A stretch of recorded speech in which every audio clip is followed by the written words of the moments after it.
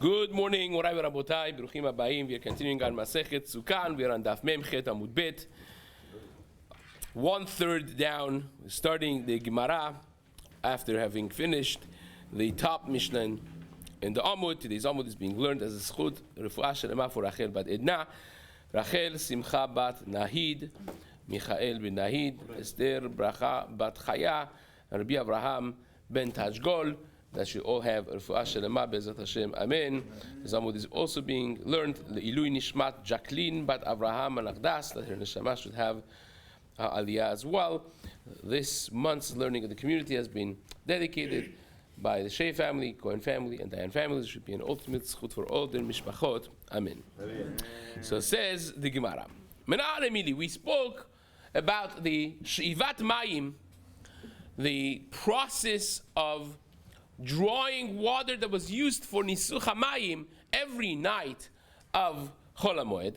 We spoke about the Machloket Chachamim and Rabbi Yehuda. According to Tarkama Chachamim, it would be only 7 days of the Chag. According to Rabbi Yehuda, it was also during the Chag and also on the last day of Shmini Atzeret. So 8 days, not 7. And we also saw on the side that Rabbi Yehuda holds you need only 1 log of water, unlike Chachamim who hold you need a minimum amount of the Nisuch, which is 3 login. So says the Mishnah, when they would bring this water, the whole process, they would go to Mea Shiloach, which was a Mayan, they would draw the water the day before, right? And it was a golden vessel. They would bring it, and it was a whole tararam attached to this. People would come, and they're playing music and playing shofar. It was amazing. And then they would keep this at night, and then tomorrow morning, by Tamid Shel Shachar, they would use this as Nisuch HaYayin and Nisuch HaMayim bebat Achad at the same time. So says the Gemara, how do you know that there has to be a whole tararam attached to it? Again, we're going to spend time on this in the Gemara of Simchat Bet HaShoeva. What nowadays you have every night somewhere else, Simchat Bet HaShoeva during the Chol HaMoed of Chag HaSukkot. Back in the time, it all comes from the fact that in the Beit HaMikdash they had every single night of the Chag, they had Simchat Bet HaShoeva. And this was the process that they did. So the Gemara says, how do you know that it has to be with such a tararam, has such a simcha? Says the Gemara, how do you know that you have to be blowing shofarot and so on? Amar Rabina, Damar Kram, the pasuk says, Ushafte ma'im besason mimayinei Yeshua. When you are drawing the water, mimayan, it has to be besason. Now we're going to come back to this in a few moments, discussing this element of ushafte ma'im besason. But once we say the sason, the Gemara takes advantage of this to bring some stories about sason. So Hanau Teremini, there were 2 afikorsim, that one of their names was sason and the other one was simcha, right? And they are having a dialogue, trying to figure out who is better. Amale sason le simcha. Sason tells simcha, Ana adifna minach. Obviously, this is like above our pay grade, the story of the Gemara. You really have to understand the deeper layers of it. But says the Gemara, Ana adifna mincha. I am better than you, Sason says. Why? Because the pasuk says, Sason ve'simcha yasigu v'nasu yagom maracha, that Sason ve'simcha yasigu. So you see, Sason is mentioned first, must be better, right? I'm better than you. Says Simcha, Amale Simcha leSason. No, Anadifna mincha. I'm better than you. Dichtiv, because the pasuk says Simcha veSason laYehudim. When discussing the communal Simcha in the time of Purim, it says Simcha veSason laYehudim. So you see, Simcha is better than Sason. Amale Sason leSimcha. He tells him, look, Chad Yom HaShavkuch veShavyuch Parvanka. There's going to come a day that Klal Yisrael is going to reject you and take you out of Klal Yisrael and make you a parvanka. What's a parvanka? We've had this several times about Metzia. We had this. Parvanka is the fellow who is the shaliach, he goes ahead to be the person in front to kind of like see the right scout, to see the way, dangers in going into the water and how deep it is and so on. And it says, Ki besimcha tetzeu. You see, you're going to be that guy, right? In a low life. Right? So it says, the other one, you think you came up with a pasuk to give me a job that is a lower grade? So Sason tells Simcha, Simcha says to Sason, Chad yom hashafkuch. One day you're going to lose your job and you're going to be taken out and they're going to give you a new job in low life. What is that? Umaru bach maya. You're going to be the water carrier, the water drawer. Dichtiv our pasuk, ushafte mayim besason. Of course, that's how the Gemara got into these stories from our pasuk, ushafte mayim besason. You're going to be using sason to draw the water. Fine, so that's one story. Says the Gemara, Amale hahu mina deshmeh sason. There was a afikoresh that's name was Sason. I'm not sure if it's the same Sason or a different Sason, right? He tells Rabbi Abahu, Atiditu de temalu li maya le alma de ati. He says, you guys think you're hachamim. In future, you're going to be drawing water for me, right? Le alma de ati, you know, lama ba. Dichtiv, as the pasuk says, ushafte mayim besason. When talking about the Geula, ushafte mayim besason. Right? So Amareh, Rabbi Abahu tells him, says that's what happens when you don't learn Torah. Am haaretz. You don't even know like basic 5th grade grammar, right? If you would say les sason, that you're going to be drawing water for sason, that's one thing, right? Hashta dichtiv besason, you're going to be drawing water with sason. You know what that means? It says maybe what it means is, well, when you mess with Rabbi Abahu, like you're asking for an answer like this, right? He started it, right? He started it. So it says the Gemara, it means mashchedahu gavra. Maybe you're going to be skinned out, and they're going to use your skin to make a picture, a drawing vessel. Mashvina le guda umalinan bemaya, and that's how they're going to be. Ush after mayim besason. They're going to use sason to draw water, right? Stories in the Gemara. Now, what is this sason and simcha? What is this sason and simcha?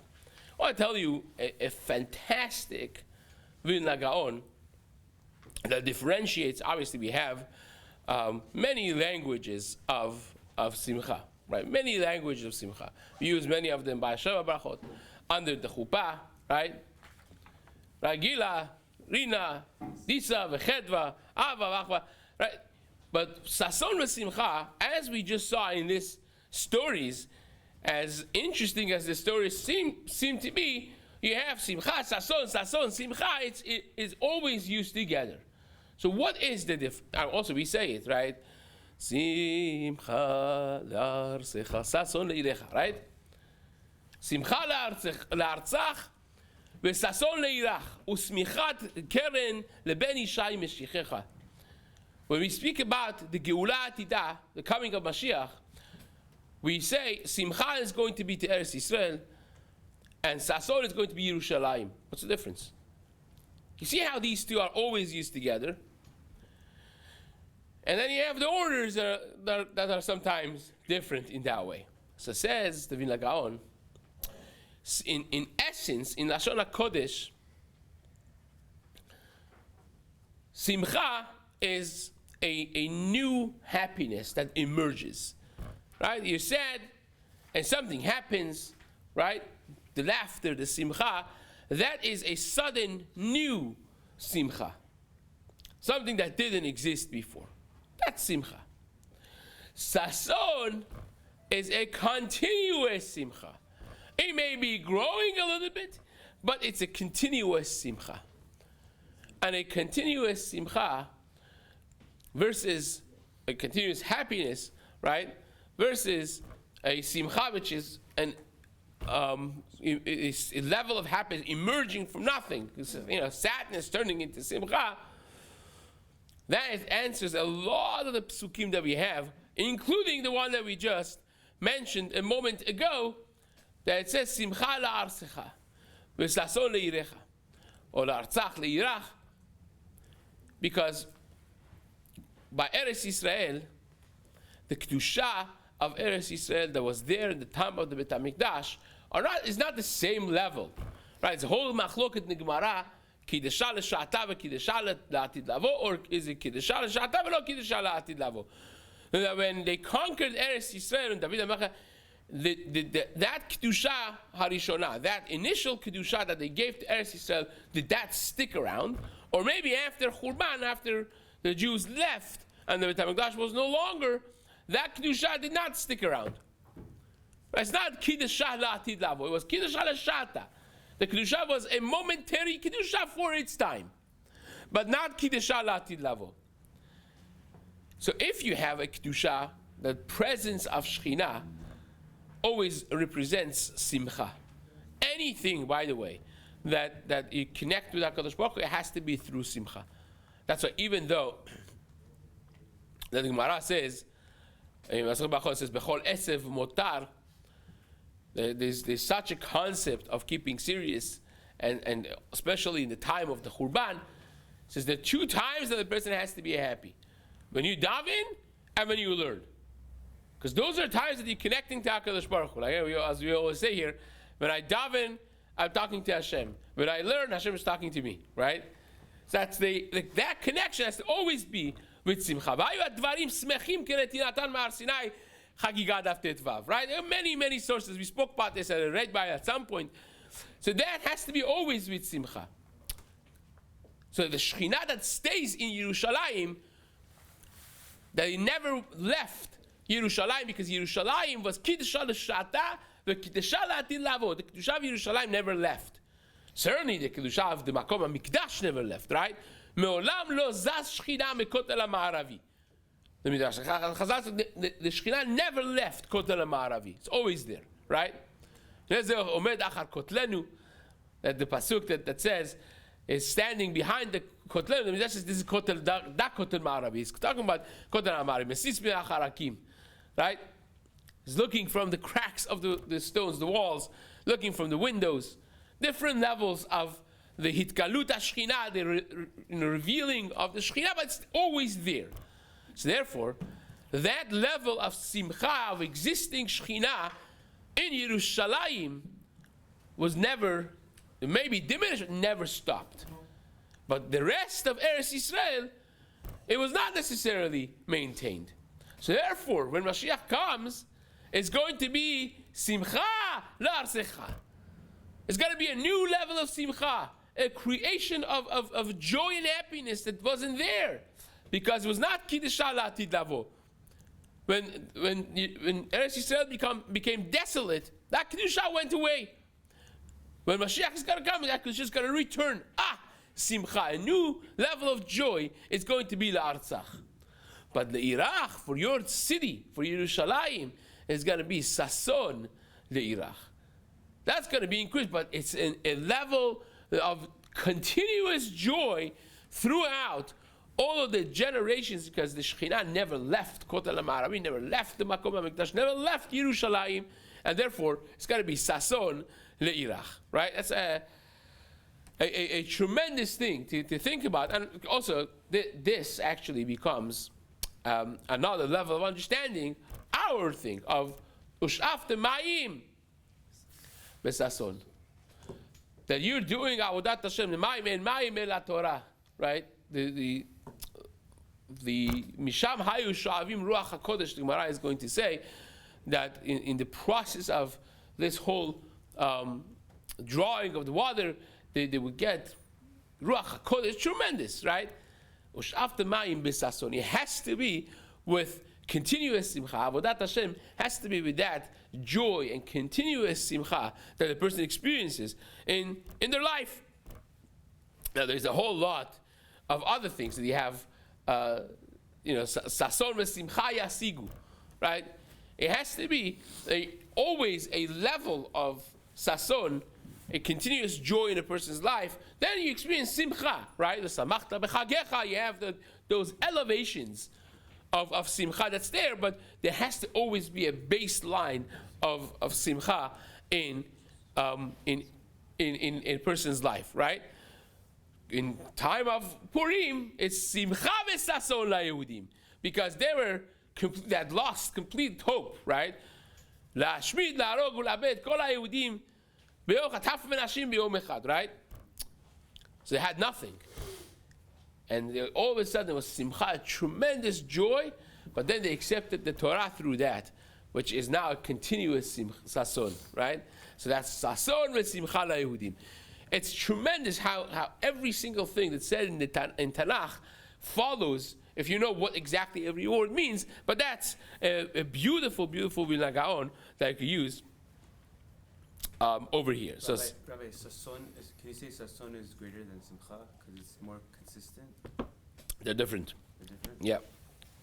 Again, both of them are necessary. You have the mitzvah of simcha dachag, but you have that baseline of positivity and simcha that needs to be always there. And again, that's how we connect to HaKadosh Baruch Hu, through Torah and through Tefillah. So says the Gemara, Ala ba'kevesh upana lismolo. So we learned that you go up the kevesh and you turn left. Now, a little geography about the layout of the Chaser HaMishkan. You have the Kodesh and the Kodesh HaKodashim, right, which is facing west, facing Ma'arav, right? Kodesh HaKodashim is in the Ma'arav, and Kodesh is the east of Kodesh HaKodashim. And then when you open the doors of the Kodesh, facing the Mizrach, you see the first thing in front of you, to the steps, but then there's the Mizbeach. Now the Kevesh, the ramp of Mizbeach, is going up towards the north, right? Coming from south-north, right? When you go up the Kevesh, the ramp, you're going facing north. And on your left side is the Kodesh and Kodesh HaKodashim. That's Ma'arav, right? If you're facing north, your left side is west. So, on your right side is obviously east. And the Mizbeach, the top of the Mizbeach, had different elements, which we're not going to discuss all of them today, but you have to know what happened in every corner and every area of the Mizbeach. But there are two general rules that you can't ignore anytime that you deal with someone being on top of the Mizbeach. Rule number one, Kol pniyot shata poneh lo yu'ela lederech yamin. Any time that you have a choice of going right or left, you must go right, right? You must go right. So therefore, the Kohanim who would go, they would go right, and then if they had to go down, they would go around the entire Mizbeach and come down from, in other words, they would go up the ramp, they would turn right, which is the corner of Mizrachit, right, Deromit, right, southeast, and then they would go around and come back from southwest. Why can't you just turn around and come back from where you went when you're done with your thing? Because there's another halacha that you can never have your back to the Mizbeach, right? You can't have your back to the Mizbeach. You always have to be facing the Mizbeach. So you can't turn around. So therefore, the way you go is you go around the whole thing, and then you come back from the Kevesh on the southwest corner of the Mizbeach. Okay? So far, so good. So if you have to do something, even though that you have to go around, and it would be much shorter to go from the left, you still have to go from the right. Those are the basic rules of dealing with Mizbeach as a Kohen. Now, obviously, that poses a question on what we just learned. Because if you remember, we just had in our Mishnah that you go up, and the Nisuch HaMayin and Nisuch HaYayin, both together, were on which corner? On southwest. Where is southwest when you go up the ramp? Right on your left. Right? So I would say you have to go right and go around the entire Mizbeach until you get to anyways you have to do that. to go down. All the Kohanim had to do that to go. So it's not that you're extending your path. Anyways, even if you had something to do on the right corner, you still had to go around the whole thing. So why don't you just go around the whole thing? Panala small. You turn left. Why would you do that? So that's the question the Gemara is going to be dealing with. Again, the background is not necessarily discussed in the same way in the Gemara, but that's how the gist of it is. Says the Gemara. Ala bakevish upana lismolo. Going up to the ramp, now that you know this halacha, you right away are alarmed when he says pana lismolo, that he turned left. Turn left. Says the Gemara, Tanu Rabbanan, kol ha'olam, kol ha'olim lemizbeach, olin derech yamin. Anyone that goes up to the mizbeach has to go derech yamin, in the right. Umakifin ve'yordin derech semol, and you go around the entire circumference of the mizbeach and you come out from the keren, the Romit Maravit, southwest, which is the left of, when you went up the kevesh, it was on your left, that's how you come down. So says the Gemara, Umakifin v'yordin derech semol. First wide line. Chutz min ha'oleh or ha'olin lishlosha devarim. Except 3 exceptions. What are the 3 exceptions? Lishlosha devarim halalu she'olin derech semol v'chozrin al ha'akev. These 3, they go up the ramp, they turn left instead of right, they do their thing, and then they back up. You can't turn around, you can't have your back to the mizbeach, so you just chozrin al ha'akev. Yeah, you reverse your thing, you go backwards, your face to the mizbeach. Says the Gemara, what are those? Ve'eluhen, nisuch hamayim, nisuch hayayin, ve'olat ha'of. Ravta b'mizrach. Let's explain this. Nisuch hamayim and nisuch hayayin is our sugya, right? So you understand nisuch hamayim and nisuch hayayin, that they are on the left corner, but now you still have to explain why you would not go around. And the answer is because we are concerned. Imagine this is an operational mizbeach. There's a korban burning on top of the mizbeach. There's wood, massive logs. It's, there's esh tamid tukal hamizbeach lo tichbe, and there's the massive fire in the main fire of the mizbeach. So there's tremendous amount of ashes and smoke that's going on up on top of the mizbeach. You go around the whole mizbeach, and this is a large mizbeach. The water make it dirty, and then becomes pasul, right?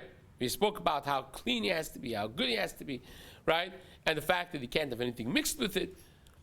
So you go around the mizbeach, it's not a good wine or water anymore. So therefore, we skip going around the mizbeach purely because of practical purposes of maintaining the quality of the water and the wine that we have to pour on the mizbeach. It has to be par excellence. So therefore, we are matir, they should go to the left, which is mamash right there. Go up, quickly go there, skip the entire, commotion on top of the mizbeach. You go there, you pour the wine, and you're done. And then you just back up, besat akiv. How about olata of? Now, the of that they would bring, the korban of, how would be? These are like baby birds. Right? How would they be shechted? This is what's known as melika, right? Melika was not with a shchita knife, was with the kohen's thumb, right? The kohanim were getting excited in the crowd to see the, right? It would be they had their nails in a specific way, and they hold the wings in between the fingers and the legs and so on. It's not as bad as you think it is. But that was melika. Where would the melika be done? On top of the mizbeach. So you're going up with a live bird on top of the mizbeach. Where was the makom?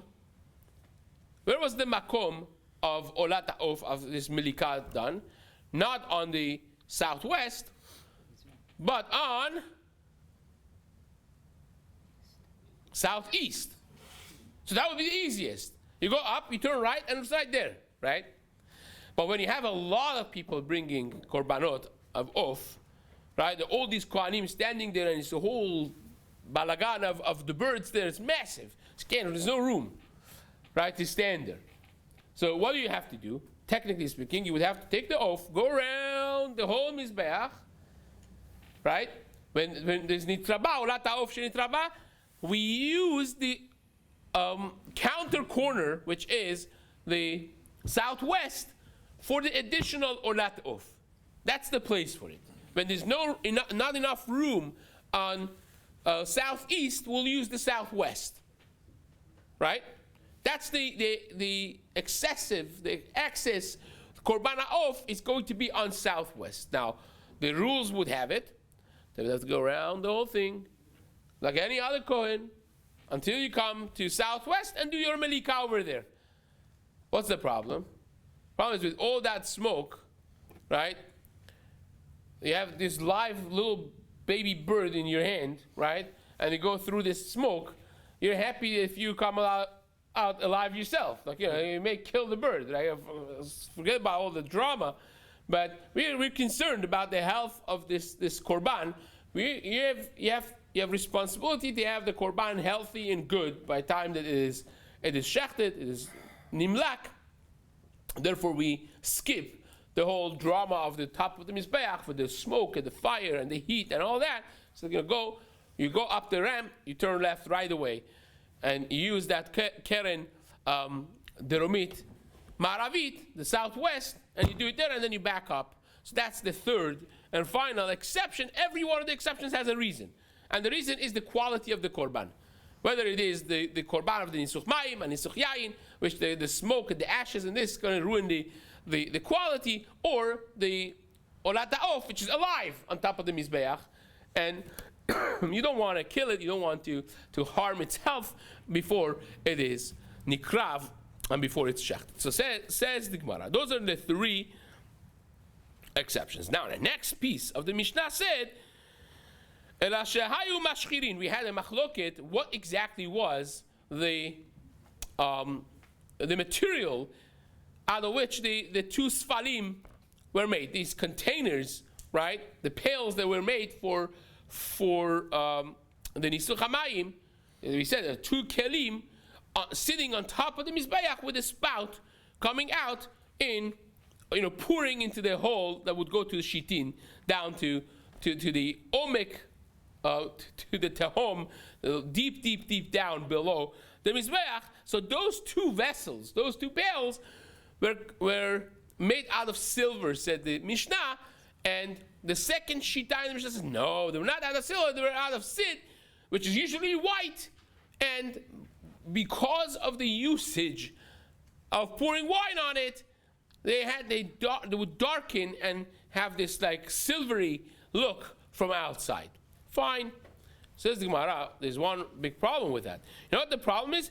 Bishlama de yayin mashkir. If you said telling me that they were made out of sid, and because of the usage they would become silver looking, that only makes sense for the one that was used for wine. Last time I checked, pure water doesn't have any color. And one of them is for Ushafta Mayim Besason, is for Nisuch HaMayim. So how did that become silver? Says the Gemara, no problem. Amay mashchir, the Maya amay mashchir, right? It's a Bishlama, the Yayin mashchir. I understand why that would get darkened. But the water one, amay mashchir, says Gemara, Kivan the Amar Mor. We already saw before that ira shel mayim letoch shel yayin, that if by mistake you poured the one that's made for mayim, you poured yayin in it, it would be kasher. This would have happened. Sometimes it would happen. Sometimes you pour it, you have this used for years, year after year, and little by little, this person makes a mistake, that person makes a mistake, and you have this absorbed with wine as well, so it could be mashkir. Fine. Says the Gemara. Just reading it through. Kevada marmor ira shel mayim letoch shel yayin v'shel yayin letoch shel mayim yatsa. Therefore, shel mayim ati lashchuri. Even the one that's made for water, after years of usage, it will be darkened as well. So says the Gemara, umenukavim kimin bet chotamin. We said that they have holes like two noses, two spouts that are coming out of them. Lema matnitin Rabbi Yehudai. Let us suggest that the Mishnah is Rabbi Yehuda. Remember, Rabbi Yehuda is the one that says Nisuch Hamayim was only one log. Remember that? Right? Chachamim hold is 3 login. He says no, it's 1/3. It's 1 log only. Now, how much is Nisuch Hayayin, by the way? Of every day? Nisuch Hayayin during the course of the year? 3 login. Nobody disagrees with that, right? That's the minimum of Nisuch Hayayin. So you have, according to Rabbi Yehuda, the 2 things that you're pouring, one of them is 3 login, one of them is 1 log. Very different quantities. So says the Gemara, let us suggest that our Mishnah is Rabbi Yehuda. Why? I thought Rabbanan. Why? Because Ditznan, Rabbi Yehuda Omer, belog haya menasech, kol shiva, kol shemona. Right? That with a log, you would do Nisuch HaMayim all 8 days of the Chag. Dei Rabbanan, because if it would be Rabbanan, ki hadadeninu, if it would be Rabbanan, you have 3 logim of water, 3 logim of wine, and you're pouring it into this sefel, you're putting it into the pails over here, and if it's the same amount, they will finish at the same time. Why do you have to make one of them narrower than the other one? It must be Rabbi Yehuda that the amounts are different, and therefore you have to make one spout very thin and one spout much thicker, right? So you have 3 times as much wine as you have as water. So therefore, you make the water thingy narrow, you make the wine bigger. This way you pour 3 logim and 1 log, and they finish at the same time, pouring into the hole that goes down to Shitin, right? Yeah. That's its mashma. Because if you're telling me that the spouts were different thickness, if you have 3 logim of both, why would it be different thicknesses? Must be Rabbi Yehuda, right? Gemara says, no, that's not true.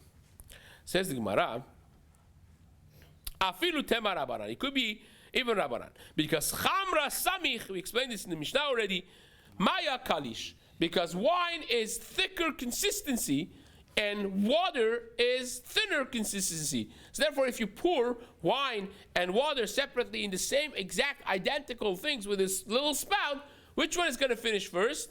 Water is going to finish first.